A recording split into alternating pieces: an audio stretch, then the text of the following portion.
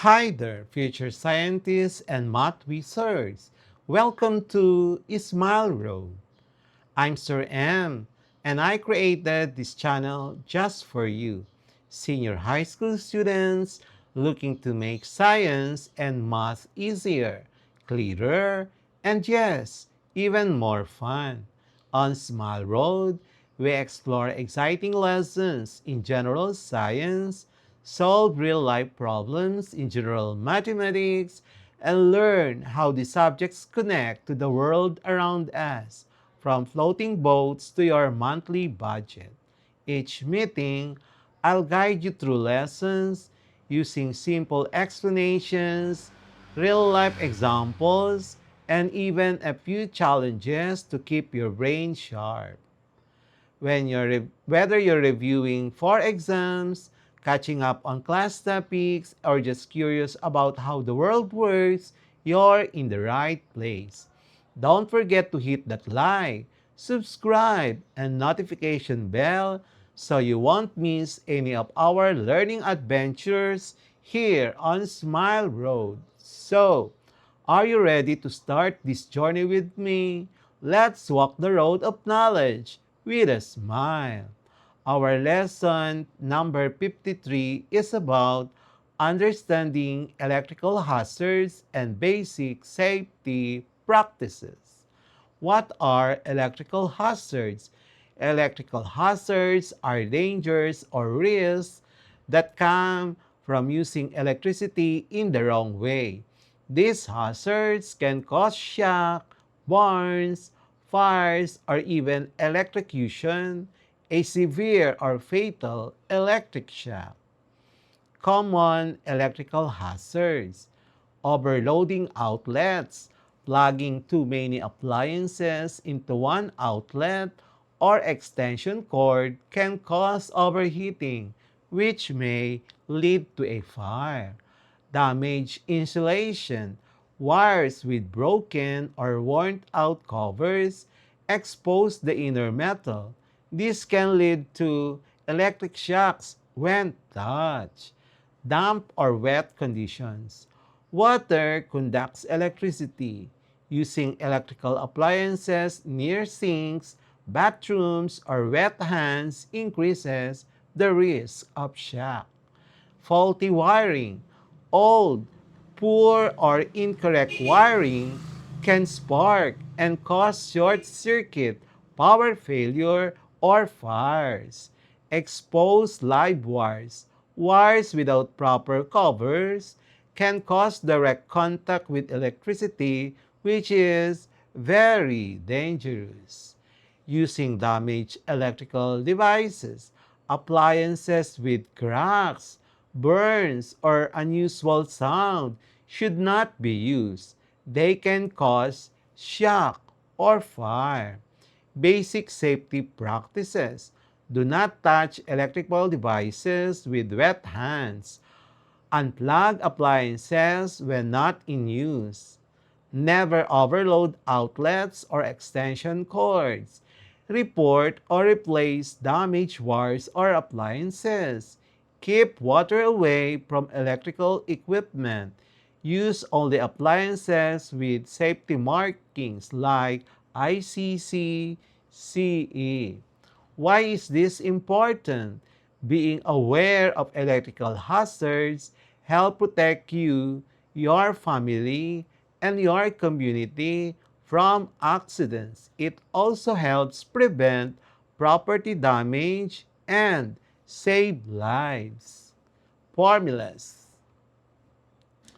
Ohm's law is equals to V is equal to IR, where V is voltage in terms of volts, I is current in terms of amperes, R resistance in terms of ohms.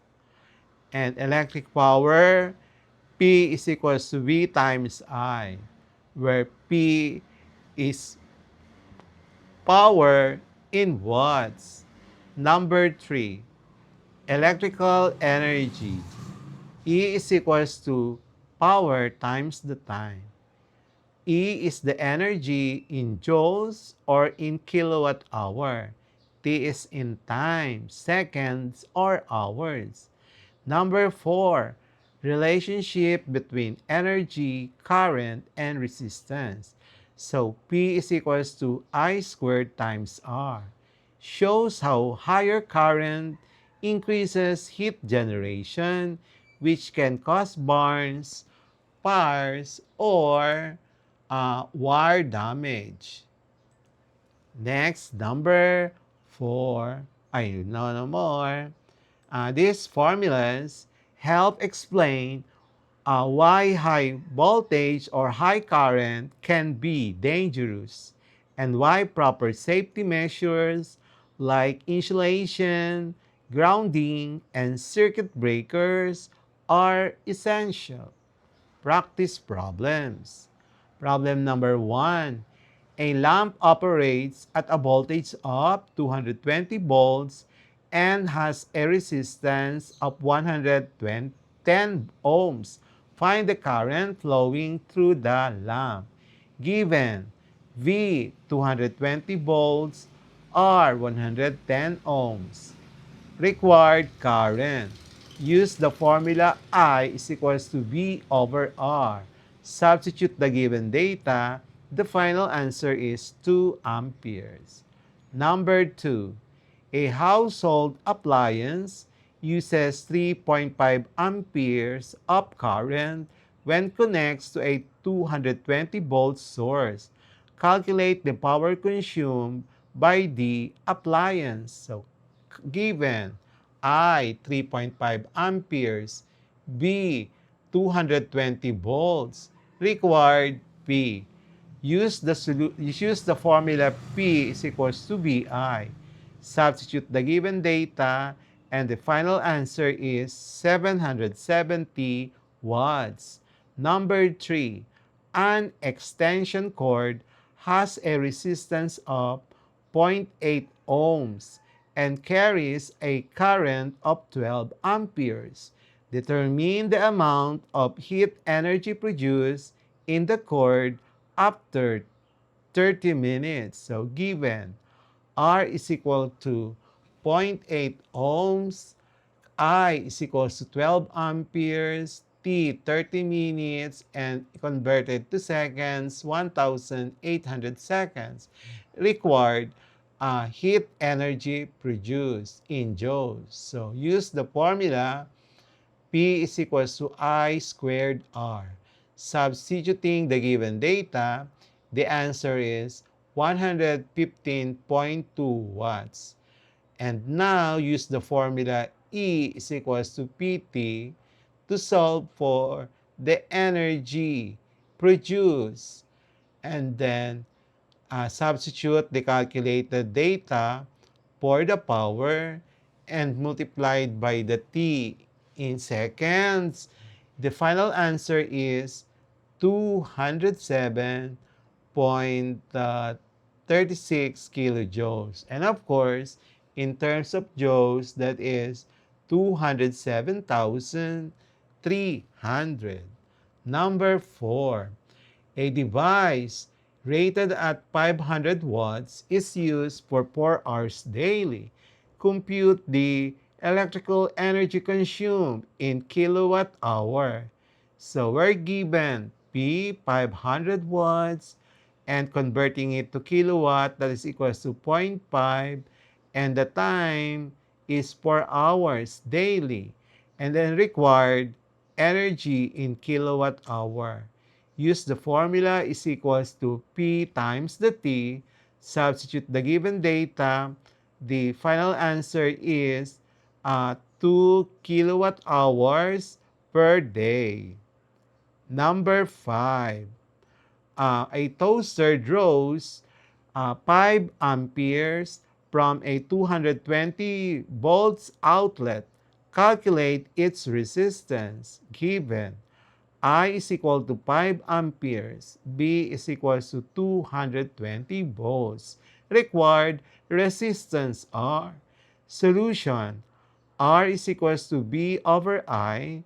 Substitute the given data. The final answer is 44 ohms. Number 6. An electric kettle has a resistance of 44 ohms. If connected to a 220 volt supply, find the current flowing through it. Then calculate its power. So given R 44 ohms, B 220 volts, required current I and the power P. Solution for letter A. I is equals to B over R. Substitute the given data and the answer is 5 amperes. And then for letter B, use the formula P is equal to BI. Substitute now the given data and the calculated value is 1,100 watts. So the final answer is A, 5 amperes. Letter B, 1,100 watts. Number 7. A cable has a resistance of 1.2 ohms and carries 15 amperes of current. How much power is dissipated as heat in the cable? Given R is equals to 1.2 ohms, I is equals to 15 amperes required, power dissipated as heat. So solution, P is equals to I squared R. Substitute now the given data. The final answer is 270 watts. Number 8. A fuse in a circuit is rated at 10 amperes. The appliance connected has a resistance of 20 amperes. What is the maximum voltage that can be applied before the fuse blows? So given fuse rating I maximum is equal to 10 amperes. Appliance, the resistance is 20 ohms. Required maximum voltage before fuse loads. So solution, use the formula B max is equals to I max multiplied by the resistance. Substitute the given data. The final answer is 200 volts. Next, number 9. An electric heater consumes 1.5 kilowatt hour of energy in 2 hours. Determine its power rating in watts.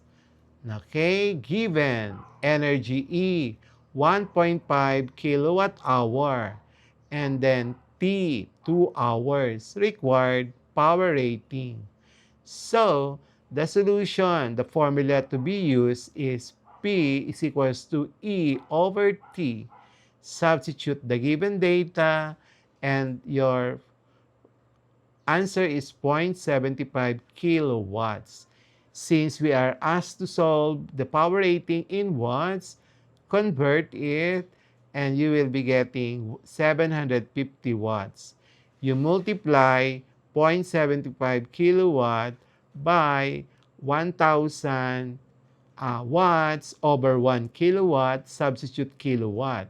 And the final answer is 750 watts.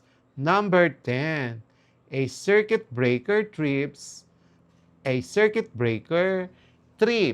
the power exceeds 2,000 watts. If the appliance operates at 220 volts, find the maximum current it can draw before the breaker trips. Given breaker trips at maximum power of 2,000 watts, the voltage given is 220 volts, required the maximum current. Solution, use the formula I max equals to P max over B. Substituting the given data, the final answer is 9.09 ampere. So, we will have a second part of our lesson number 53. See you in our part 2 of lesson number 53.